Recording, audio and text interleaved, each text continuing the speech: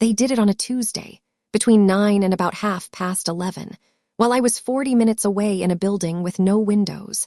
And by the time I came home, there was nothing in the front bed but wet soil and tire marks on the verge. I sat in my car on my own driveway, with the engine running for a while. Not crying. I want to be accurate about that, because people who have heard some of this assume I broke down on the driveway, and I did not. What I actually did was look at it the way you look at a word you have suddenly forgotten how to spell. There had been 11 roses along the front of that bed. Not good ones. Not show roses. A cheap supermarket variety called Compassion that my husband bought on a Sunday in 2019 because they were reduced to $4, and he thought that was hilarious. There had been a rosemary hedge he grew from cuttings off his mother's plant in Vermont. There had been a bay tree in a pot, and a run of hellebores he planted in the November before he got ill because he wanted me to have something flowering in February. And he said that in February a person needs proof. And there was a flat gray rectangle of churned mud, and a tag tied to the porch rail with a plastic zip tie, and the tag said, "Landscape remediation complete, Bellhurst Ridge Community Association." Remediation. That is the word they used. It is the word you use about asbestos. If this is your kind of story, take a second to subscribe to Revenge Lab. And tell me in the comments, has anybody ever betrayed you or worked on you so quietly that you did not see it until the damage was already done? I would like to know I am not the only one. Now, let me get back to it. My name will come up enough in this account, and you may as well have it from me. Cora Lindqvist. I am 46. Nils died in March of 2023. He was 51, and it was pancreatic, and it took 9 months from the first scan, which people tell you is quick, and which I can tell you is not quick at all. It is just short. We had no children. That was not a tragedy for us. It was a decision made across about 4 years in our 30s. And I mention it only because in a neighborhood like mine, a childless widow of 46 is a category people find difficult. And quite a lot of what happened afterward comes from the fact that nobody could work out what I was for. I am a diagnostic radiographer. I do the scans. I work in a windowless suite in a hospital 40 minutes away, 4 10-hour days, and I have done it for 21 years. That is why I was not at home at 9 o'clock on a Tuesday morning in April. And it is why nobody could reach me between 9 and 11:30, because in that building your phone is in a locker, and I have thought about that a great deal since. They knew my shifts. Everybody in that community knows everybody's shifts. That is what a place like Bellhurst Ridge is. Bellhurst Ridge is 211 houses on a hillside outside a mid-sized city, built between 1998 and 2004, all beige and all fine. We moved there in 2011 because it was 11 minutes from Nils's work, and because it had a hill, and he was Minnesotan by way of a Swedish grandfather, and he had opinions about drainage. There is a community association. There is a board of 7. There are covenants, which is a document of 41 pages that everybody signs at closing and nobody reads, and which I had not read either until the spring of 2024, at which point I read it about 200 times. And there is a management company, which is the part of this story that almost nobody outside a community like mine understands, and which is where all of it actually lives. The board is volunteers, your neighbors, retired people, and one man who does it because he likes being on things. The management company is a business hired by the board, paid a monthly fee to administer the community. They send the letters, they keep the books, they process the violations. And here is the thing I did not know in April of 2024, and which took me 9 months to understand. Not every management company makes its money the same way. Nils was on the board from 2019 to 2022. He did it for the reason he did everything, which is that somebody asked, and he could not think of a good reason to say no. He was treasurer for the last 18 months. He complained about it constantly and enjoyed it enormously. He resigned in September 2022, 6 weeks before the scan. I have his resignation email. It is 4 lines long and says that he is stepping down for personal reasons, effective immediately with thanks to everybody. That is all. There is nothing in it. But there is a thing I remember, and I did not think about it once until nearly a year after he died. In August of 2022, on a Thursday evening, Nils came in from a board meeting and did not say anything for about 20 minutes, which was extremely unlike him. He poured a drink he did not usually have. And then he said, "Cora, if anything ever happens with the association, don't sign anything and go and find Delphine Aucaffer." I said, "What does that mean?" And he said, "Nothing. Forget it. It's bored nonsense." And he changed the subject and put the television on. 6 weeks later, he was ill, and there was no room in either of our heads for anything else ever again. And I did not think about that sentence for 20 months. The first letter came in January of 2024, 10 months after the funeral. It was from the management company, Calder Vane Property Group, and it was polite, and it was about my front bed. It said that a routine compliance inspection had identified landscaping at my address that was not in conformity with the community's architectural standards, specifically the requirement that front elevations maintain uniform foundation plantings of approved species. It gave me 30 days to bring the property into compliance and enclose the approved species list. Rosemary was not on the list. Hellebores were not on the list. Roses were not on the list unless they were 3 specific varieties, none of which was a $4 supermarket compassion bought on a Sunday. I want to describe my reaction accurately because I got this badly wrong and it cost me. I laughed. I actually laughed, alone in my kitchen, because it was so ridiculous, because that bed had been exactly as it was for 5 years and 11 months, and because I could see 9 other front beds from my own window with rosemary in them. And then I did the single stupidest thing I have ever done in my life. I ignored it. Not out of defiance, out of grief and exhaustion and the specific fog of a person who is doing 4 10-hour shifts and coming home to an empty house. I put it on the pile on the hall table where things go, and the pile got bigger, and in February there was another one, and in March a third with the word final on it, and by then the pile was a thing I could not look at because looking at the pile meant looking at all of it. I understand exactly how that sounds. A woman who ignored 3 letters cannot claim to be surprised by what happened on the 4th.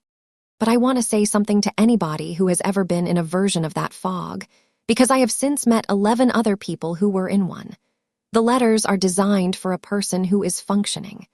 Everything about the system assumes a person who opens post, reads it, understands it, and responds within 30 days. Grief does not do that. Neither does illness, or a new baby, or a bad divorce.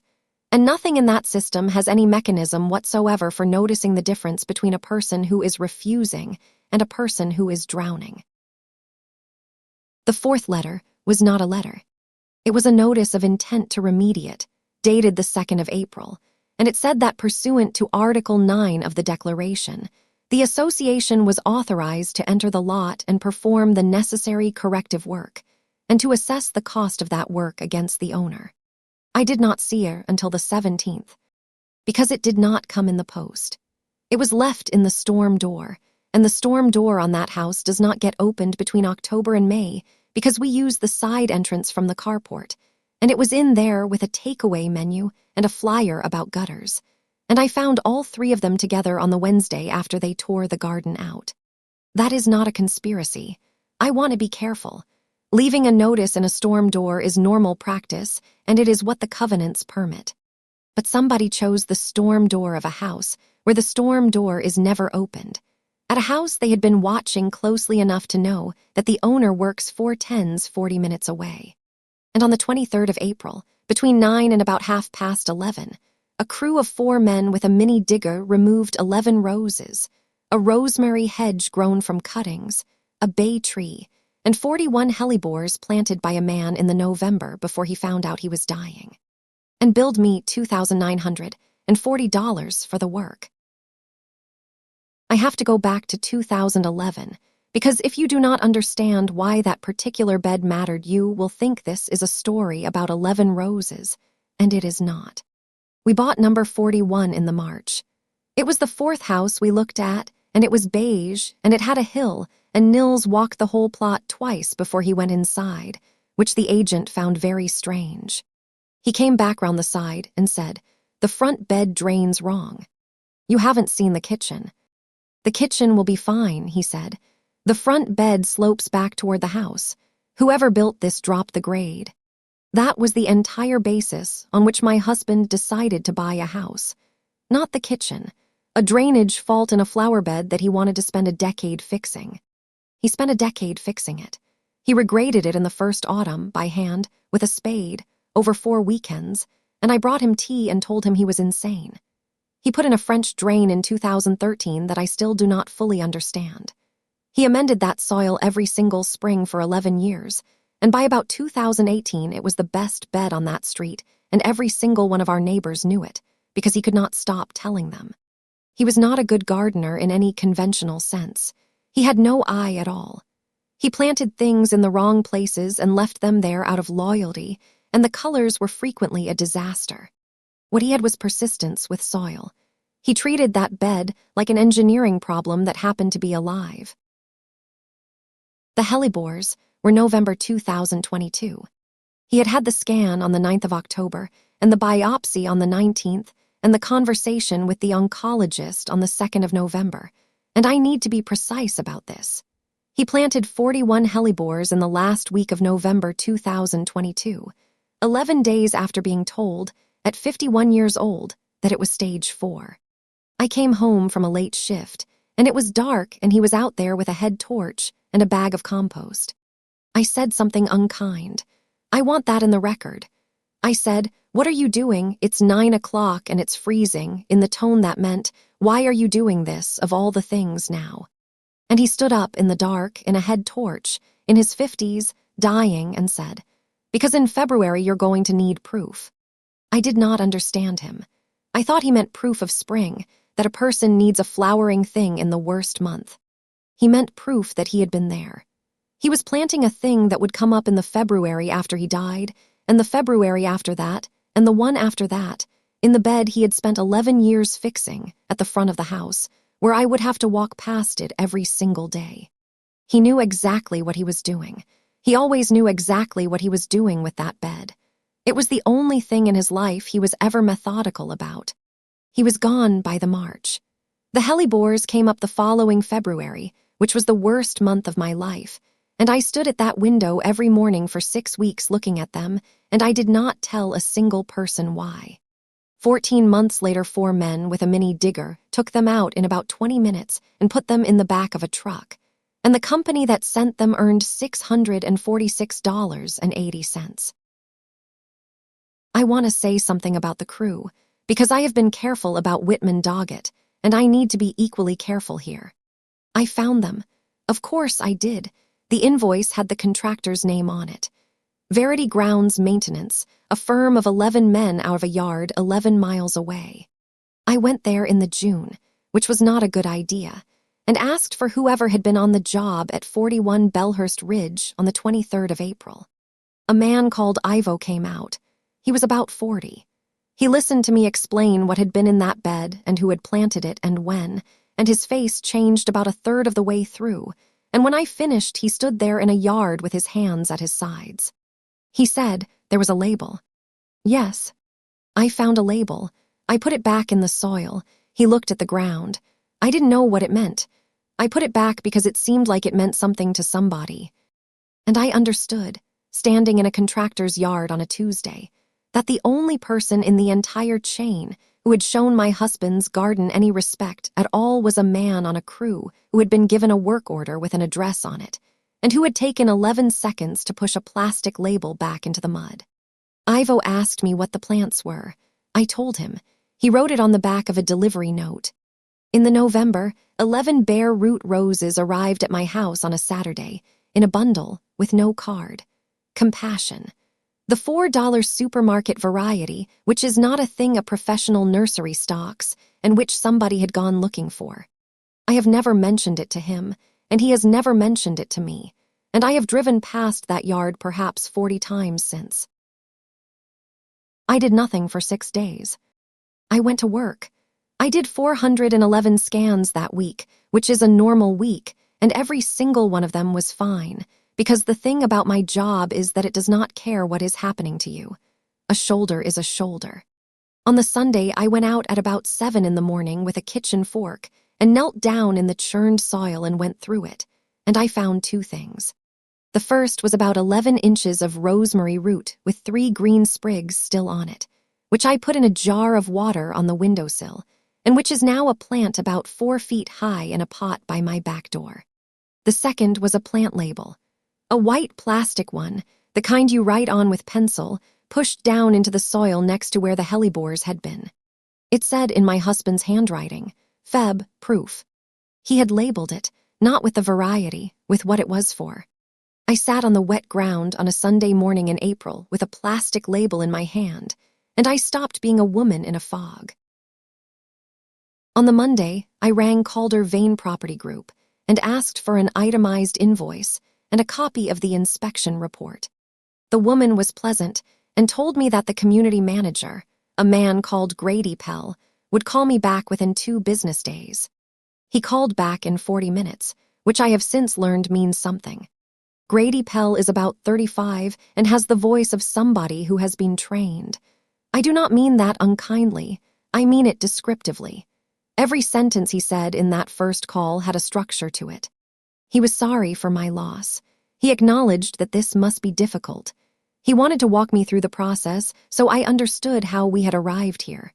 And then he said, "The good news is this is all resolvable. The remediation charge is on your account, and there are late fees accruing, but I can get you onto a payment plan today and stop the clock." What late fees?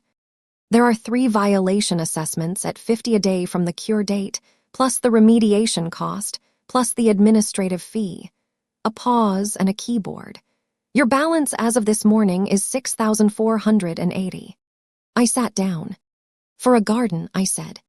For an ongoing covenant violation, ma'am, and for the cost of correcting it. Still perfectly warm. But like I say, we can get this on a plan. Most people do $400 a month and it's done in 18 months. I want to stop here and explain the machine, because it took me 4 months to see it, and once you see it, you cannot unsee it, and it is running in about 300,000 communities. A homeowners association is not a business. It cannot profit. It collects dues, it maintains the common areas, that is all. But the management company is a business, and there are 2 ways it can be paid. The honest way is a flat monthly fee per door.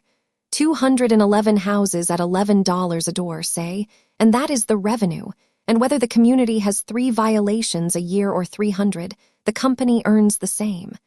Under that model, a violation is a cost. It is work. The company wants fewer of them. The other way is a base fee plus charges.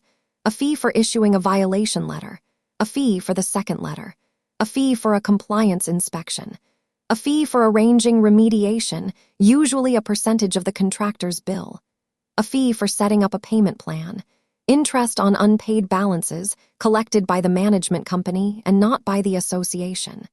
Under the second model, every violation is revenue. And the board, 7 volunteers, retired people, and 1 man who likes being on things, approves a monthly report full of numbers they do not read. Because the whole reason they hired a management company is that they did not want to read numbers. Calder Vane Property Group operated the second model at Bellhurst Ridge. I did not know that in April.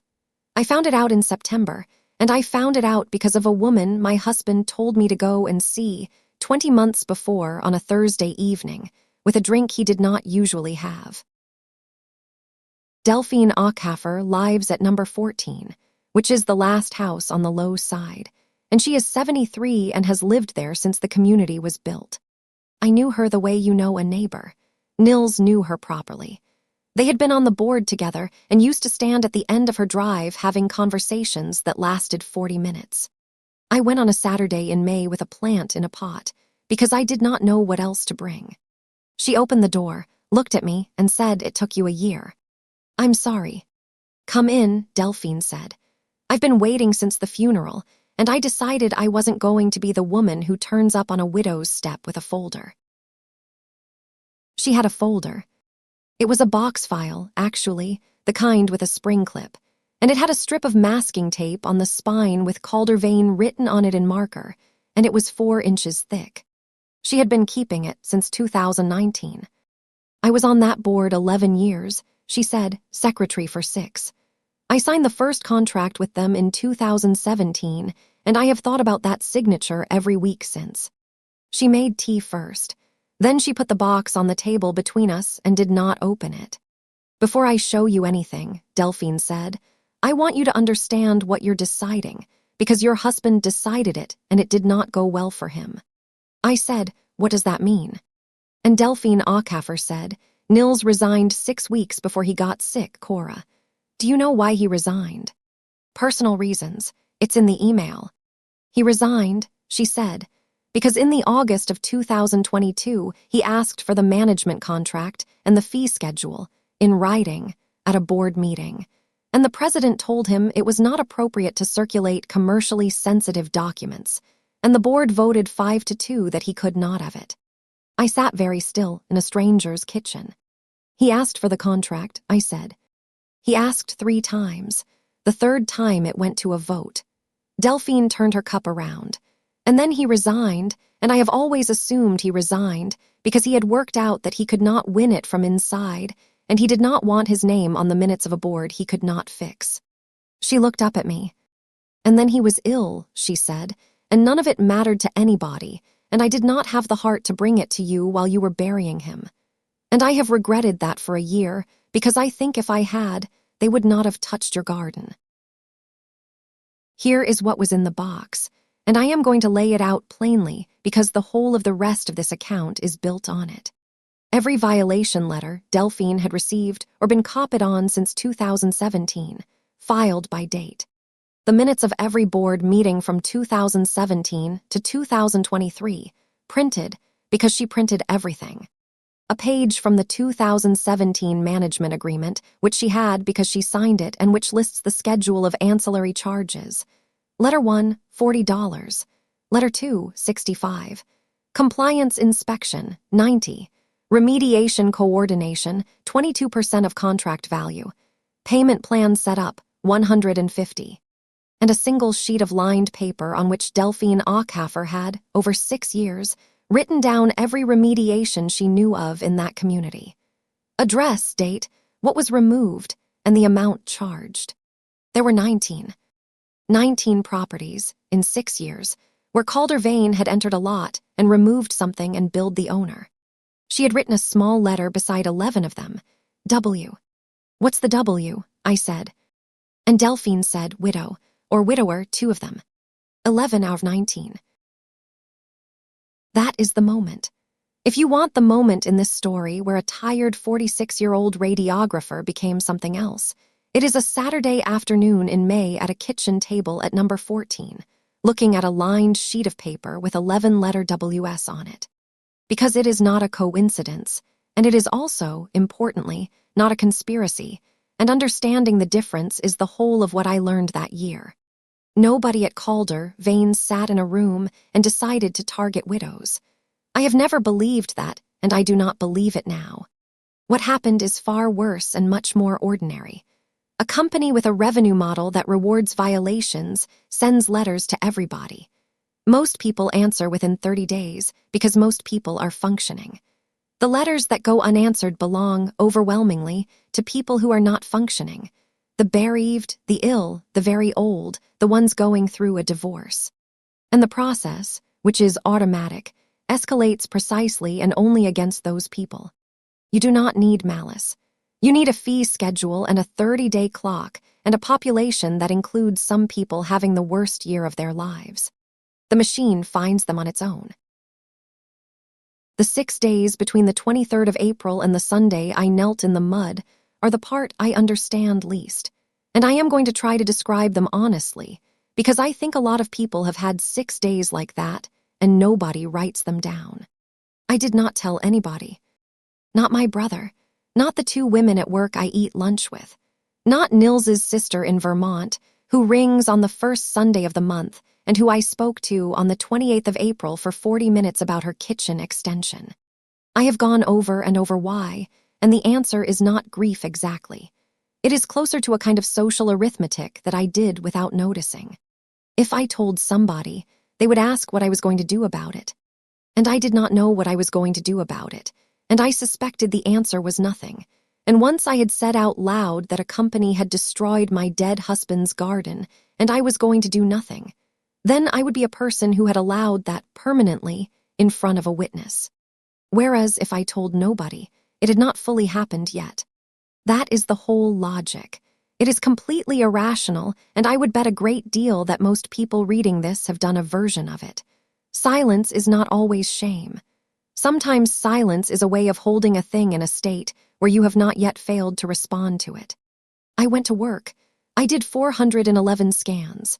I came home and ate standing up and went to bed at 9:30 and lay there. And on the Thursday, I drove home the long way to avoid coming at the house from the direction where you see the front bed first.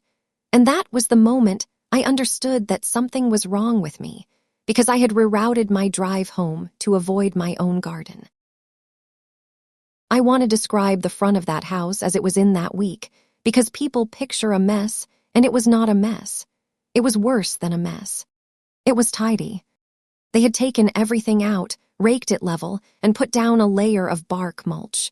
From the road, it looked like a bed that was waiting for somebody to plant it. It looked like a new build. It looked, and this is the thing that got into me, like nothing had ever been there at all.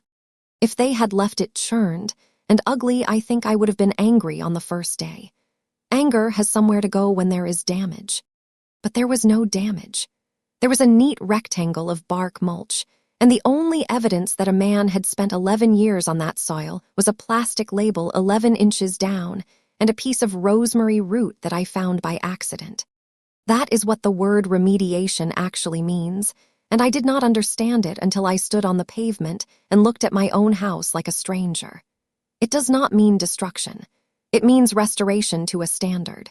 It means making a thing conform, and the entire point is that when it is done properly, there is nothing left to point at. You cannot photograph an absence. I tried on the Friday.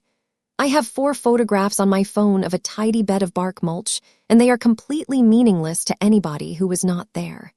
That is why the 9 of us matter so much to me now. Not one of us has a photograph of what was taken. Auburn has no picture of the cracked driveway that his wife used to complain about. Royson has no picture of the magnolia. The evidence in every single one of these cases is a person saying, there was something here and there is nothing here now.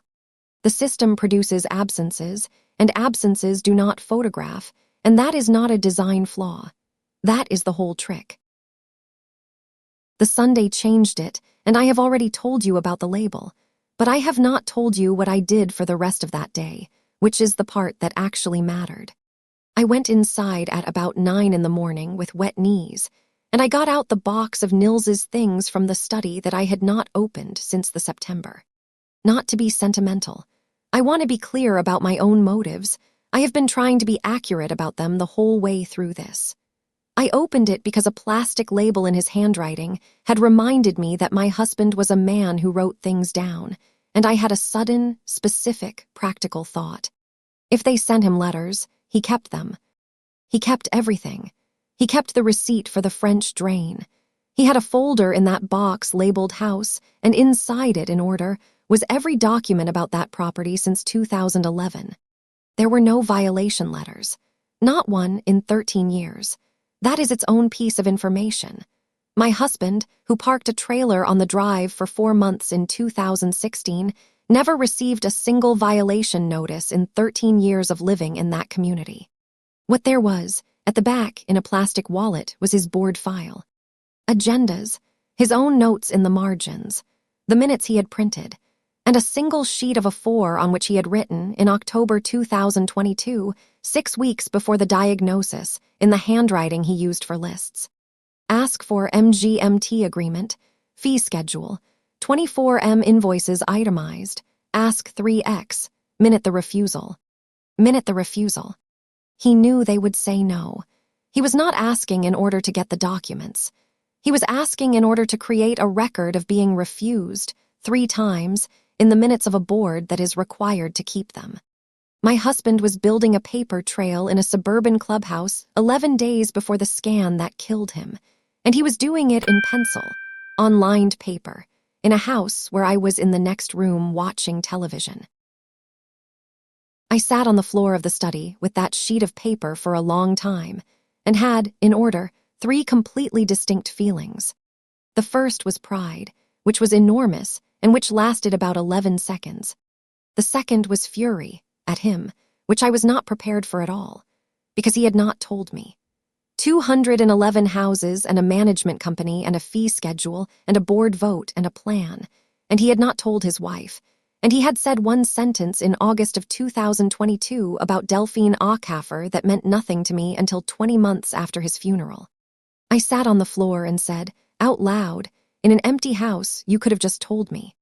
And then the third thing, which took another 2 hours to arrive, and which is the truest of the 3.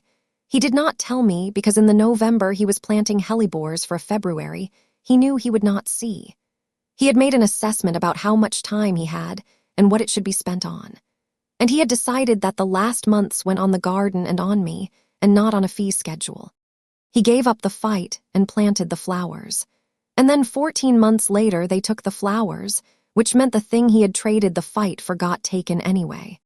That is the specific injury at the center of this, and it took me until about September to be able to say it out loud to Delphine, who listened, and then said the single most useful sentence anybody said to me that year. She said, so finish it. Not, he would have wanted you to. Not, do it for him. Delphine Aucaffer is 73 and has no patience for any of that. She said, so finish it, the way you would say it about a wall somebody had started building. I did the reasonable thing first, and it failed. And I want that on the record because everybody's instinct is the reasonable thing, and almost nobody tells you what happens when you try it.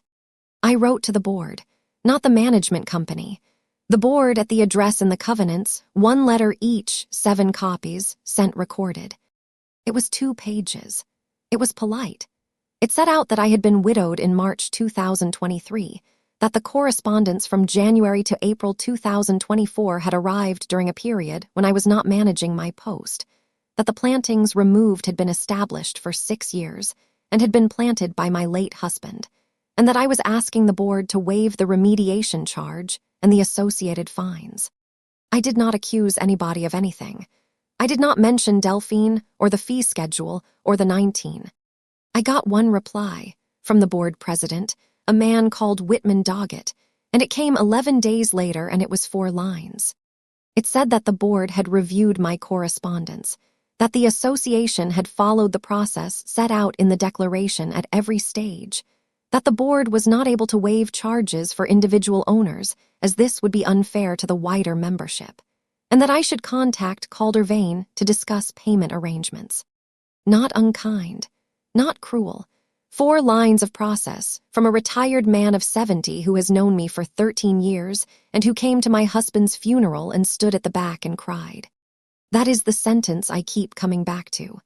Whitman Doggett cried at my husband's funeral, and 14 months later, he signed 4 lines telling me to contact the company about a payment plan for the destruction of that man's garden. He is not a villain. He is a 70-year-old volunteer who was told by a professional that the process had been followed correctly, and who does not want to be the president who starts making exceptions, and who has no idea whatsoever what the fee schedule says, because he has never in 7 years asked to see it. That is how these things work. There is no villain in the middle. There is a hollow in the middle, where a decision should be, and a company standing beside the hollow explaining the process. The lien arrived in July. That is the word that changes it, and if you take one practical thing from this account, take this. An unpaid balance to a homeowners association is not like an unpaid credit card. In most states, it becomes a lien on your house, automatically, without anybody going to court, simply because you did not pay it. And a lien can be foreclosed.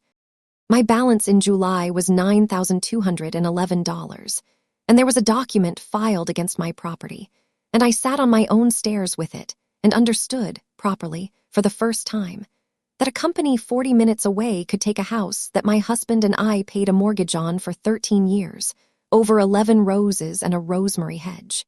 I want to say clearly that I was not going to lose the house. I could have paid it. I had the money. I am a radiographer with 21 years of service and no children and a paid-off car, and if I had written a check for $9,200 in July, I would have been fine. That is precisely why I did not write it. Because Delphine's sheet had 19 addresses on it, and 11 of them had a W beside them, and I was the only one of the 19 who could afford to say no. I got a lawyer in August, and she was the wrong lawyer, and I want to include her, because the wrong lawyer is part of everybody's story, and nobody admits it. Her name does not matter. She did HOA work. She was competent and expensive, and she told me in the first meeting that my case was weak. She said, the covenants permit the standards. The standards permit the species list. The notice provisions were complied with. The storm door delivery is expressly permitted. The remediation right is in Article 9. The fees are in the schedule the board approved. Every single step of this, she said, is lawful. I am sorry. It is monstrous and it is lawful, and those are not the same question. I said, what about the fact that they only ever finish the process against people who are grieving? And she said, can you prove they intended that? No. Then it isn't a claim, she said. That's a newspaper story, Mrs. Lindqvist. It isn't a lawsuit. I paid her $1,100 for 90 minutes and drove home and sat in the carport and did not go inside for a while. And somewhere in that hour, sitting in a car in a carport in August, the whole thing turned over in my head, and I understood what she had actually told me. She had not told me I had no case. She had told me I was in the wrong building. I stopped trying to win an argument with the association in September and started doing 3 things instead. All 3 were boring. None of them involved a lawyer. 2 of them cost nothing at all. The first was that I ran for the board. Not to win. I want to be honest about the arithmetic. 211 houses, an annual meeting attended by about 30 people, and an incumbent slate that had gone unopposed for 4 years. I was not going to win in October. I ran because a candidate is entitled to things. A candidate can address the meeting. A candidate can be listed in the notice that goes to every one of the 211 doors. A candidate has a reason to knock on those doors that is not let me tell you about my garden. The second was that I requested the records. Every state has a statute that gives an owner in a common interest community the right to inspect the association's books and records. It is not a favor, and it is not a lawsuit. It is a written request, and there is a statutory deadline, and if the association refuses without a valid basis, there are consequences that a board of volunteers does not want. I asked for the current management agreement and all amendments, the schedule of ancillary charges, all invoices from the management company for the preceding 36 months, and the violation and remediation log for the preceding 72 months. Nothing about me, nothing about my garden, nothing confidential. The third was that I started knocking on doors, and that is where it stopped being a paperwork exercise and started being the year that rearranged my life. I knocked on 194 doors between the 11th of September and the 26th of October. I had a clipboard, which I have since learned is the single most powerful object in suburban America, and a 1-page sheet with my name and photograph, and 4 lines about why I was running, and I said the same 40-second thing at every door. I said, I'm Cora from number 41, I'm running for the board, I'm not asking you to vote for me. I want to ask you one question. Have you ever had a letter from Calder Vane about your property, and if you did, what happened next? That is all, one question. Of the 194 doors, 131 people answered. Of the 131, 68 had received at least one violation letter. Of the 68, 59 had complied within 30 days and never thought about it again, and most of them said some version of, oh, we just moved the bins, it was fine. 9 had not, and every single one of those 9, without exception, was somebody who had been having a catastrophe at the time. 2 bereavements, a cancer, a divorce, a woman whose son had been arrested, A man of 84 whose wife had gone into memory care in the February. A couple who had had a baby at 29 weeks and had spent 4 months driving to a hospital in another city. 9 out of 100, and 31 is not a scandal on its own. 9 out of 9 is the entire story. The door knocking is the part people ask about most, and it is the part I was worst at. I am not a natural. I want to correct any impression this account has given that I am the sort of woman who is comfortable on a stranger's step. I have worked in a windowless room for 21 years precisely because I like a job where the patient is on a table and the conversation has a script. The first Saturday, I did 11 doors in 3 hours and came home and was sick. I had written out what to say, and it was 400 words long, and it was terrible. And at the third house, a man in his 60s listened to about 90 seconds of it and said, "Sorry, love, what is it you actually want?" And I said, completely without meaning to, "I want to know if you've ever got a letter from Calder Vane and what happened next." And he said, "Oh, yeah, he bins, 2019, moved them, fine, forgot about it." 11 seconds. That was the entire interaction, and it was more useful than everything I had prepared. So I threw the 400 words away and used those 2 sentences for the next 183 doors. And the second Saturday, I did 31 doors in the same 3 hours and did not feel sick at all. The 9 did not come out at the door. That is the thing I want to set down for anybody attempting a version of this. Nobody who was in the middle of a catastrophe told me about it on their own front step in the first 4 minutes. Not one. What happened, every single time, is that they said something that did not fit. Auburn Voss said, "It's all sorted now," in a voice that did not match the words, and then stood there and did not close the door, which people do not do if the conversation is over. Marta Ferreira said, "We had a thing with a trailer, it's dealt with," and then, as I was turning to go, it was about our daughter, actually. Royson Behan said, "I'd rather not," and started to shut the door and then stopped it about 4 inches from the frame and said, "Was it your garden at 41? I saw the truck. That is what it looks like, not disclosure. A small snag in the fabric of a completely ordinary sentence. And what you do at that moment is the only genuinely difficult skill in this entire story, and it is nothing. You do not ask a follow-up question. You do not lean in. You say something ordinary about the weather or the hill or the bins, and you make it completely clear that they are permitted to close the door.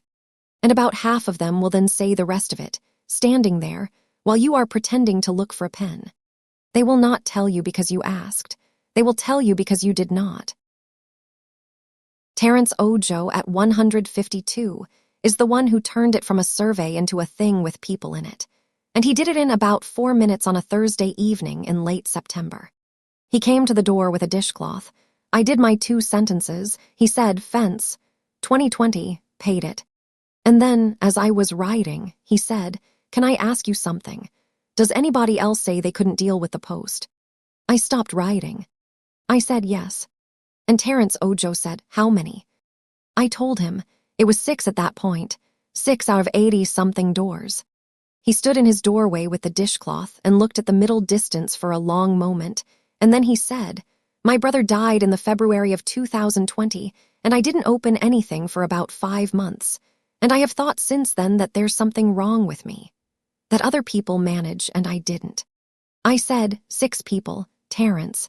Every single one of them was in the worst year of their life. And he said, "Give me the low side." He did 41 doors himself over the following 3 weekends, and he is a much better door knocker than I am, and 2 of the 9 are his. The night before the annual meeting, I nearly did not do it. I want to include that because I have made myself sound steadier than I was, and because I think the almost not doing it is a normal part of this that gets edited out of every account like it. At about 11 o'clock on the 23rd of October, I was at the kitchen table with the 4-minute statement, and I read it back and thought, with total clarity. This is a woman standing up in a clubhouse and reading out a spreadsheet about her feelings. Because that is what it would be if I got it wrong. There is a version of that speech that is a bereaved widow airing a grievance about her garden in front of 168 neighbors, and everybody would be sympathetic, and nothing would change, and I would have to live on that hill afterwards. The difference between that version and the version that worked is about 4 sentences, and it is entirely a matter of what you leave out. So at 11:30, I took out every reference to Nils. All of them. There were 5. His name did not appear in the 4 minutes at all.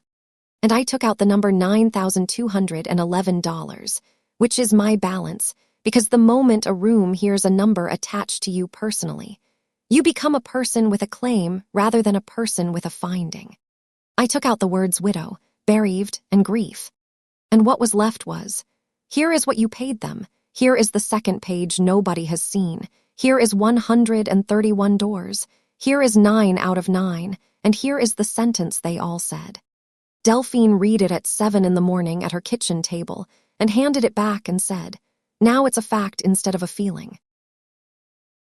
Grady Pell spoke for 6 minutes after I sat down, and I want to describe it, because it was the most professionally impressive thing I have ever watched, and it lost him the contract.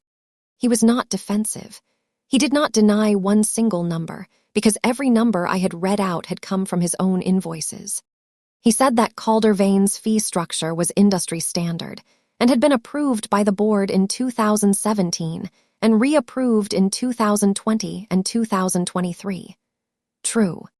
He said the association had been provided with itemized invoices monthly for 7 years, which was true, and that the manager could not be responsible for whether the board read page 2, which was also true, and which was the sentence that killed him. Because 168 people heard a professional explain, in a reasonable voice, that it was not his job to make sure anybody understood what they were paying for. And then he made his only mistake. He said, warmly, and I would just say with respect, that in every one of these cases the owner had the opportunity to engage with us at any point in the process. And Auberon Voss, 84 years old, 3 rows from the front, stood up without being called on and said, I was at my wife's bedside. Nobody said anything for about 4 seconds. Then he sat down, and that was the end of Calder-Vane Property Group at Bellhurst Ridge, and it had nothing to do with my spreadsheet. I want to tell you about 4 of the 9, because they stopped being data at about the 3rd door, and I am not going to reduce them back to a number now. Mr. Auberon Voss is 84 and lives at 108. His wife Nadine went into memory care in February of 2022, and he visits her every day at 11. In the March of that year, he got a letter about his driveway, which had a crack in it, and he did not deal with it because he was at a facility every morning being told his wife did not know him. They resurfaced it in July of 2022 and charged him $4,100, and he paid it out of the money he had put aside for her care. And when he told me that on his own front step, he apologized to me for getting upset. The Ferreiras at 87 had a daughter born at 29 weeks in 2021. Their letter was about a trailer parked on the drive. It was a trailer with a generator in it because their daughter came home on oxygen and they live at the top of a hill that loses power. They were fined for 11 months. At 63, there is a woman called Ryson Behen who was going through a divorce in 2019 and did not open post for a year and lost a magnolia. And at 152, there is a man called Terrence Ojo whose brother died in 2020 and who missed a letter about his fence and who paid $2,200 and who said to me, standing in his doorway with a dishcloth in his hand, I thought it was just me. I genuinely thought I was the only one who couldn't keep on top of it. That is the sentence I heard, in different words, from every single one of the 9. I thought it was just me. That is not an accident either. A system that only ever completes against people in crisis produces, in every one of them, the private certainty that they are uniquely incapable. And a person who believes they are uniquely incapable does not tell their neighbors and does not fight and pays. The shame is not a side effect of the machine. The shame is the machine's most important product. It is what stops 9 people who live within 400 yards of each other from ever finding out that they are 9. The records request came back on the 11th of October, 4 days before the statutory deadline, and it came back partial. They gave me the management agreement. They gave me the invoices.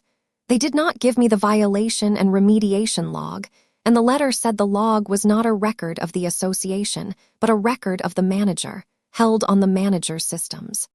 That is a real argument, and it is not obviously wrong. And if I had had a lawyer, she would have told me to file a petition and wait 4 months. I did not have 4 months, because the annual meeting was on the 24th. So I used what they had given me, which turned out to be enough, and which they gave me because there was no reason on earth to think a radiographer would read it. 36 months of invoices from Calder Vane Property Group to Bellhurst Ridge Community Association. Each one is 2 pages. Page 1 is the base management fee, $2,321 a month, unchanged. That is the number the board looks at. That is the number in the treasurer's report. Page 2 is ancillary charges, itemized, and it is where the actual business is. I built a spreadsheet. It took 11 evenings, which is a number that comes up in my life a great deal. Base management fees over 36 months, $83,556. Ancillary charges over the same 36 months, $141,208. The violations were not a sideline. The violations were 63% of what that community paid that company, and not one member of the board had ever seen page 2 separated out, because it arrives as a single line on a single row of a monthly financial summary called management services. And in the 11th month of my spreadsheet, I found the thing that finished it. Remediation coordination, 22% of contract value. 19 remediations across the 6 years Delphine had logged. And on my own, the largest single one in the file, $2,940 of landscaping work, of which $646.80 went to Calder Vane Property Group for arranging it. $646.80. That is what my husband's garden was worth as a transaction, not the $2,900. That went to a landscaping crew who did a job they were hired to do and who, I am completely certain, had no idea. $646.80 is what the company that sent the letters earned by sending them. The annual meeting was on the 24th of October in the clubhouse, 7 o'clock, and 168 people came. The average attendance at that meeting for the previous 4 years was 31. They came because for 6 weeks a 46-year-old woman with a clipboard had knocked on 194 doors and asked one question, and because at about door 90, the thing had stopped being about me. By October, there were 9 of us in Delphine, and Terrence Ojo had knocked on 40 doors himself on the low side, and the Ferreras had put it in the parents' group for the elementary school. Nobody organized that. I want to be clear, because people assume there was a campaign. There was a clipboard and one question and a fact so simple that it moved by itself. 9 people, and every one of them was having the worst year of their life. Whitman Doggett opened the meeting, and you could see him understand, somewhere around the 4th row, that this was not the meeting he had prepared for. Grady Pell was there in a good jacket, sitting at the side with a laptop. And when it came to candidate statements, I had 4 minutes, and I did not talk about my garden.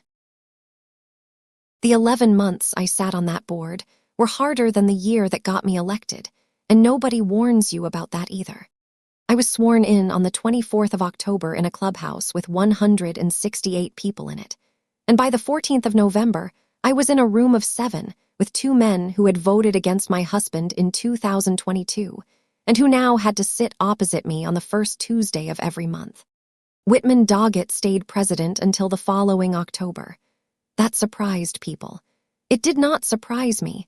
There was nobody else, and a community of 211 houses that cannot find a president is a community that gets absorbed by whoever offers. He and I have never discussed the 4-line letter.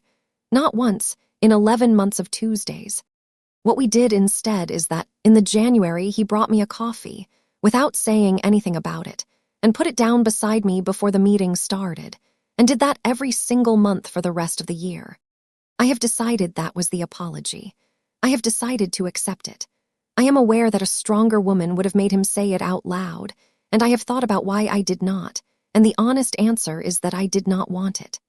An apology from Whitman Doggett would have required him to be a villain first, and he was not one, and making him into one would have been a small lie that made me feel better for about a day. The selection committee for the new management company met 4 times between December and March, and it is the most boring thing I have ever done and the most important. There were 5 of us. Me, Delphine, a retired accountant called Bram Halloran, and 2 people from the board. We interviewed 6 companies. 4 of them ran the second model, base fee plus charges. Every one of the 4 presented it as a strength, and I want to describe how, because it is genuinely clever and I would have fallen for it in 2023. They say, our base fee is lower than the competition. Look, $400 a month less, and that is completely true. And then somewhere on page 11, there is a schedule of ancillary charges, and nobody on a volunteer board ever multiplies a $40 letter fee by 400 letters a year, because a board is looking at the number that goes in the budget, and the letter fees do not go in the budget. They go in the monthly management invoice, on page 2, as a single line. The 5th company was flat fee and honest about it, and $1,100 a month more expensive. And when Bram Halloran asked them why, they said, because we don't have the other revenue, which is the only completely straight sentence anybody said in 4 months of interviews. We hired them. The vote was 5-2, and one of the 2 against was a man who genuinely and sincerely believed we were wasting $13,000 a year of other people's money, and he was not being corrupt. He was doing exactly what a good treasurer does, which is look at the number in the budget. That is the whole difficulty of this in one man. The model works because the honest version looks more expensive on the only page anybody reads. The hardship policy was mine, and it took from January to June and 4 drafts, and the argument against it was not what I expected. Nobody argued that people in crisis should be fined. Not one person, not once, in 6 months. What they argued was liability. The board's lawyer, a new one, hired after Calder Vane went, said, in writing, that a policy which pauses enforcement for some owners and not others exposes the association to a claim of selective enforcement from any owner who is subsequently fined. That if we let Auburn Voss off for a bereavement, then a man fined for the same violation who was not bereaved could argue he had been treated unequally. She was right. That is a real doctrine, and it is not invented. And I sat in that meeting in the February and understood the actual reason nothing like this exists anywhere. It is not cruelty. It is that a mechanism for mercy is legally harder to build than a mechanism for enforcement, because mercy is by definition unequal, and every rule an association writes has to survive a person who was not shown it. What we ended up with took 4 drafts and works because it is not mercy. It is procedure. It does not say we will be kind to bereaved people. It says that before any escalation beyond a second notice, the manager must attempt contact by telephone and in person, and must record the attempt. It applies to every single owner without exception, and it costs the association about 11 minutes per case. It is not a hardship policy. It is a contact requirement. And it catches every one of the 9, because every one of the 9 would have answered a knock on the door, and none of them opened their post. That is what I learned about writing rules. Do not write the rule you want. Write the boring universal one that produces the outcome you want, because the boring universal one survives the liar. I want to put down what it cost, because this account has been about a machine, and it should be about the year as well. I did not sleep properly between April and October. I lost about 11 pounds without trying and did not notice until a colleague said something in the September. My work suffered in a way that only I know about. Nothing went wrong. I want to be completely clear. No patient was ever affected. My checking is my checking and it does not switch off. But I was slower for about 4 months, and I know I was, and a job that takes 21 years to get good at is not a job you want to be slower at. Nils's sister in Vermont did not speak to me between the January and the June, because I told her in a phone call, badly, at 11 at night, that they had taken the garden out, and she asked why I had not told her in April when it happened, and I did not have an answer that was not 8 months long. We are fine now. She came in the July and stood at the front of the house for a long time and then said he'd have hated the mulch, which is the funniest and most correct thing anybody said all year. And I did not put a single plant in that bed until the November. 8 months of bark mulch. People assumed I was making a point. I was not making a point. I could not do it, and every time I thought about it, I found something else that needed doing, and I understand now that the bed being empty was the only part of that year I could not turn into admin. Ivo's roses went in on the 9th of November. 11 of them, bare root, the way you plant them, and I did it alone on a Saturday in the rain, and it took 4 hours because I was doing it properly, the way Nils did it, with the hole twice the width and the graft union above the soil. Delphine came out at about hour 3 with tea and stood there and did not offer to help, which was correct. Here is what I said. It took 3 minutes and 40 seconds, and I read most of it off a card because my hands were not steady. I said, I am not going to talk about my front garden. Everybody here knows about my front garden, and if that is why you came, you can go home, because there is something worse. I said, over the last 36 months, this association has paid Caldervane Property Group $83,000 in management fees, which is the number in your treasurer's report. Over the same period, it has paid them $141,000 in violation charges, which is not in your treasurer's report, because it arrives as one line on the summary, and nobody has ever asked for page 2. I said, I have knocked on 194 doors in this community. 131 of you answered. 68 of you have had a violation letter.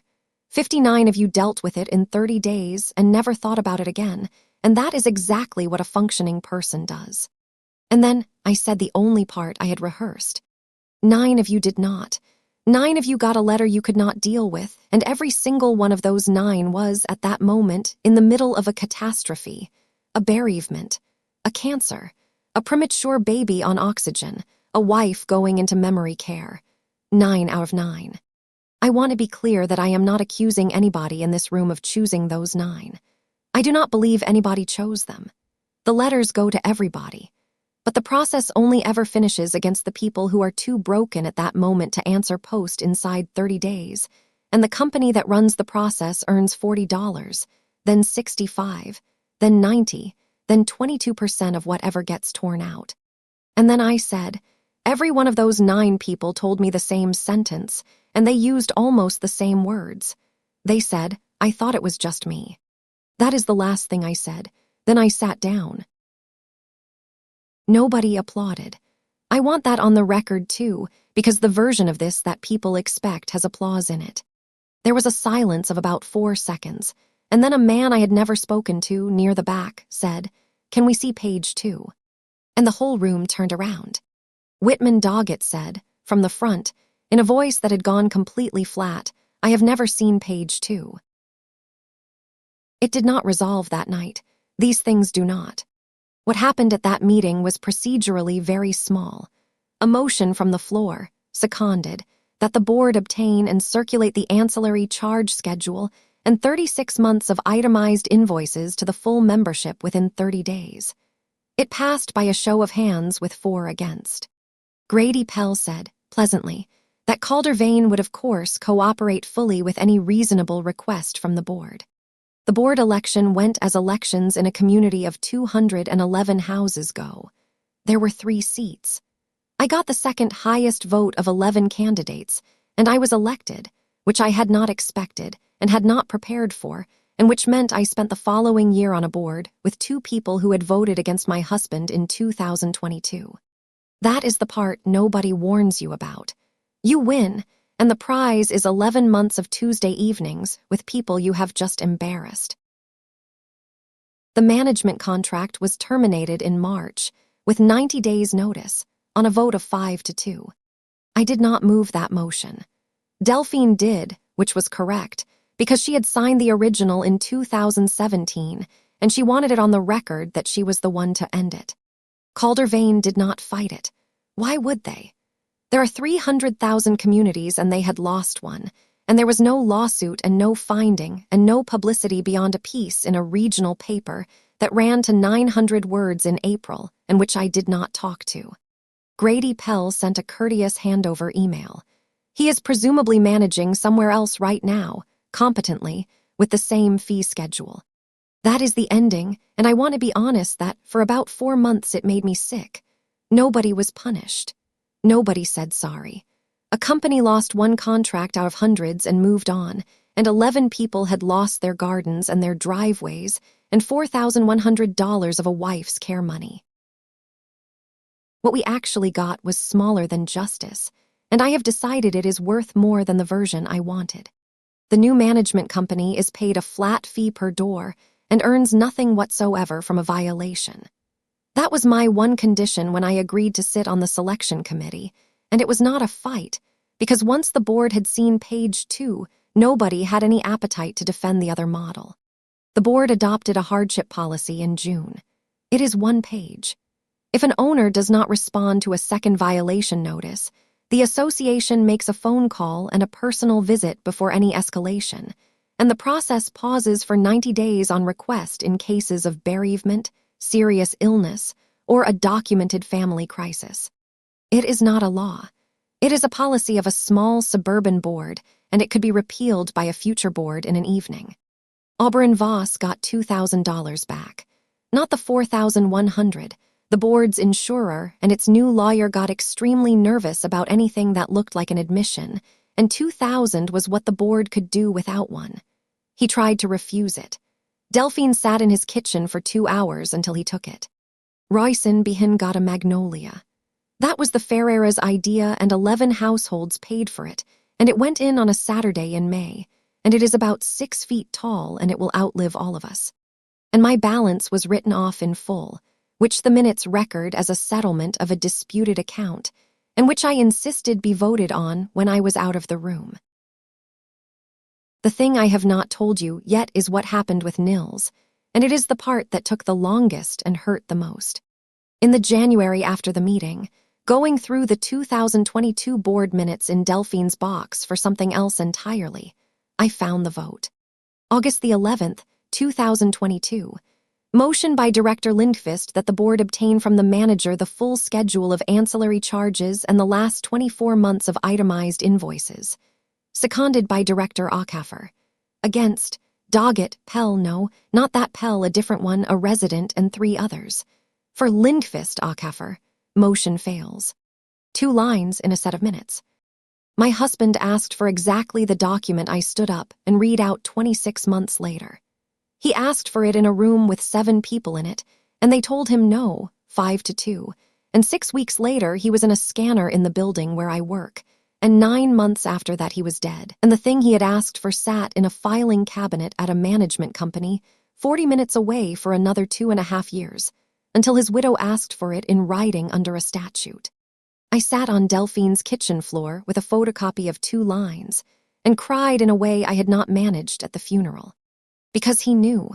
He had worked it out in 2022, on his own, from the inside, with no clipboard and no 9 people, and he could not get anybody to look, and then he ran out of time. And they tore out his garden. That is the part I cannot make peaceful. Of all the 211 houses on that hill, the remediation crew was sent to the house of the one man who had asked to see the invoices. I do not think that was chosen. I have said that about everything in this account, and I mean it here too. There is no evidence of it, and the honest explanation is that a widow at 41 stopped answering post, and the process did what the process does. But I will go to my grave not knowing, and that is its own particular kind of thing to carry. There is a part of this I have been circling and not writing, and it is the only part I have never told anybody except Delphine, so I am going to put it down and get it over with. In the August, about 6 weeks before the annual meeting, I nearly took the money. Grady Pell rang me. Not from the office line, from a mobile at 6:10 on a Thursday, which is not when a community manager rings anybody. He was warm. He was always warm. He said he wanted to have a conversation off the record and that he hoped I would take it in the spirit it was intended. He said Calder Vane was prepared to write off my balance in full. All $9,200. Not as an admission, obviously, and not as a settlement of any claim, but as a gesture in recognition of my circumstances. He said the lien would be released within 10 business days. And he said, in exactly this phrasing, which I wrote down within about 4 minutes of hanging up, and obviously we'd want to draw a line under it, so we'd ask you to confirm you're not pursuing the matter further with the board. I said I would think about it. I thought about it for 11 days, and I want to describe honestly what was in my head, because the version where I refused instantly is a lie, and I have promised not to tell any. $9,200 is a great deal of money. It is not life-changing to me, and it would have been life-changing to 5 of the 9. The lien on my house would have gone. I had been sleeping badly for 4 months with a document filed against a property my husband, and I paid a mortgage on for 13 years. I was tired in a way I have never been tired. I had knocked on 40 doors by then and had 11 more Saturdays of it ahead, and I was doing it alone, because Terrence had not joined yet, because Terrence joined in September. And the argument I kept making to myself, which is the one that would have worked, was, nothing I do is going to help the other 8 anyway, so I may as well take the thing that helps me. That is a completely reasonable argument. I want to say that clearly, because I think a lot of people take that deal, and I do not think one of them is a coward. $9,200 and a lien released, and it stops tonight, in exchange for not going to a meeting. What stopped me was not principle. It was a phone call from Marta Ferreira about something completely different. She rang to ask whether I knew anybody who did guttering, because theirs was coming off the back, and she did not want a letter about it. Did not want a letter about it. That was the whole sentence. A woman whose daughter came home from hospital on oxygen at 4 months old, ringing a neighbor she barely knew about a gutter, at 8:30 in the evening, because she was frightened of getting a letter. 4 years after the trailer, still frightened. I put the phone down and stood in the kitchen and understood that Grady Pell had not offered to release me from a debt. He had offered to buy the only thing in that community that had any chance of changing, which was that one person had started counting. The $9,200 was not compensation. It was the going rate for making me a person with a resolved account instead of a person with a spreadsheet, and it was cheap. It was 1/5 of what that fee schedule earned them at Belhurst Ridge in a single year. I rang him back on the 22nd of August and said no, and he said, entirely pleasantly, "That's absolutely your right, Cora." And that was the last conversation I ever had with him that was not in a room with other people in it. There is one more thing about that offer that I did not work out until the following spring, and it is the closest thing to a knife in this entire account. He rang me in August, not in May, when the balance first went over 5,000, not in July, when the lien was filed. August, which is 9 weeks after I filed the records request. I have thought about that a great deal. The offer had nothing to do with my garden or my grief or my circumstances. Somebody at that company looked at a statutory records request from an owner at 41 and made a commercial judgment about what it would cost to make it go away. $9,200 in August to a woman who had asked for 36 months of itemized invoices in June. That is what it was worth to them. That is the actual valuation of page 2, set by the only people in the world who knew what was on it. And they were right. It was a bargain. Terminating that contract cost them, on the numbers I later worked out, about $47,000 a year in Belhurst Ridge alone. I have wondered since how many other communities had a woman with a clipboard in them at some point, and how many of those women got a warm phone call at 6:10 on a Thursday, and how many took it. I do not blame a single one of them, and I nearly was one. Delphine is the only person I told, and I told her in the September, and her reaction was not what I expected. I said, I nearly took it, and I have felt sick about nearly taking it for a month. And Delphine Aucaffer said, good. Good. Yes, she was doing something at the sink and did not turn round.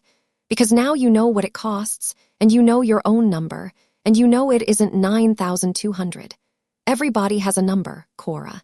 The people who tell you they don't have one have simply never been offered anything.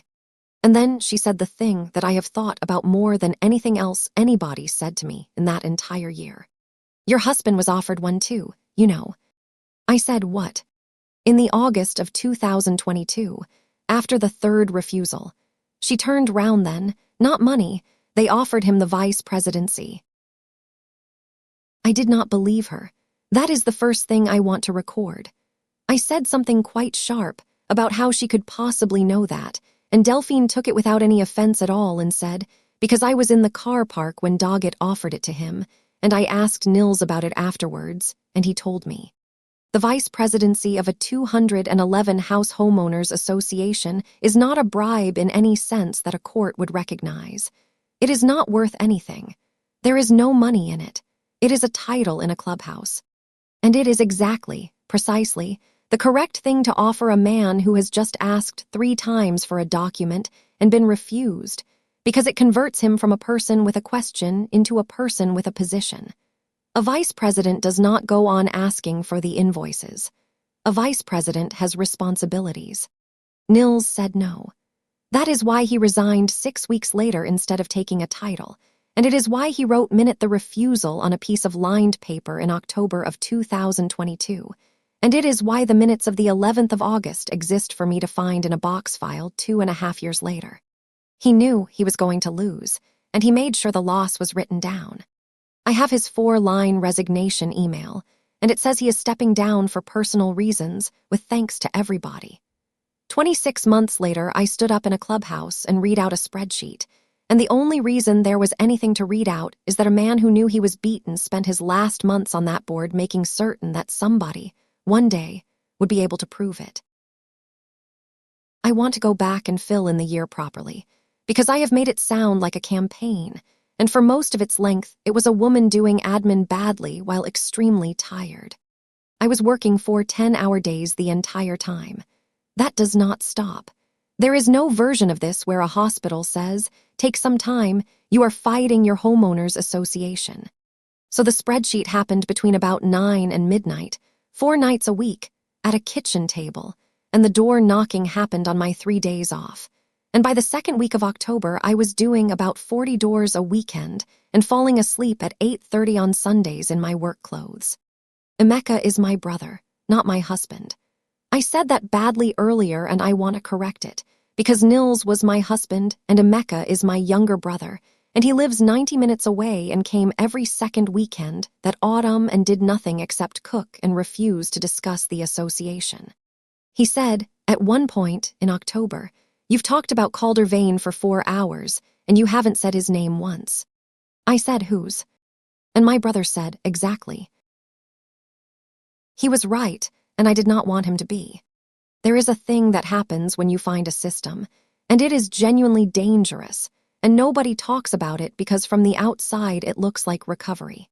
I had spent a year after Nils died in a grief that had no shape and nothing to do. And then in April, somebody tore out his garden, and by September I had a spreadsheet with 36 months of invoices in it, and a statutory deadline, and a clipboard, and 194 doors. And all of that was tractable. That is the word. A fee schedule can be understood, a door can be knocked on, a motion can be seconded. Every single thing I did between April and October had an edge on it and a next step. Grief has no next step. So I stopped grieving and started doing admin, and it felt enormously like getting better. And for about 6 months it was extremely useful, and it fixed a real thing that hurt real people. And then in March, on the night the contract was terminated, I came home at 10:30 from the vote I had wanted for 11 months, and I stood in the kitchen with my coat still on, and there was nothing to do, and it came down on me like a building. I sat on the kitchen floor for about 2 hours. That was the worst night of the entire thing, and it was the night I won. I went to a bereavement group in April, a year late, on Delphine's instruction, and I hated it for 4 sessions and then did not hate it. There was a man there called Petter who had lost his wife in 2021 and who said something in about my 6th session that I have kept. He said, "The first year everybody's watching you. The second year is when it actually happens, and there's nobody left in the room." That is exactly it. Everybody came in 2023. The freezer was full for 2 months, and there were 11 casseroles, and people crossed the road to hug me. By April of 2024, when a mini digger took out 41 hellebores. I had not had a phone call about Nils in 5 months, and the association's letters were, and I am aware of how this sounds, the most sustained attention anybody had paid me in half a year. I have thought about that more than I would like to, about whether some part of me, in the fog, left those letters on the hall table because a letter is a thing that arrives. The 9 of us still meet. Not formally. There is no group and no name. It is about 4 times a year at somebody's house, and Terrence does the food. And the first 2 times it was entirely about the association, and now it is mostly not. Aubryn Voss brings photographs of Nadine. She died in the February. He brings the same 4 photographs every time and tells the same 3 stories, and every single person in that room listens as though it is the first time, because that is what the room is for. The Ferreira's daughter is for now and runs. That is the only word for what she does. She has been off oxygen since she was 2.5 and she runs everywhere, and Marta Ferreira watched her go across Delphine's garden in the summer and said, without any particular emotion, they find us for the generator that kept her alive, and then asked if anybody wanted more salad. Royson's magnolia flowered for the first time this spring. And I have understood, slowly, that the 9 of us are the actual outcome, not the contract, not the hardship policy which a future board could repeal on a whim. 9 households on one hillside who found out they were not uniquely incapable, who each spent between 1 and 5 years privately certain that they were the only person on that street who could not cope with a letter, and who now sit in a kitchen 4 times a year and no otherwise. That cannot be repealed by a board. It cannot be terminated with 90 days' notice. People ask what I would tell somebody who has just got the first letter, and I have 3 things, and none of them are legal advice. The first is, open it. Whatever else is happening to you, open it, today, and if you cannot deal with it, ring the number on it and say the words I have had a bereavement or I am ill out loud to whoever answers. Not because they will necessarily care, because it goes on the file, and a file with those words in it behaves differently at every later stage. The second is, it is not just you.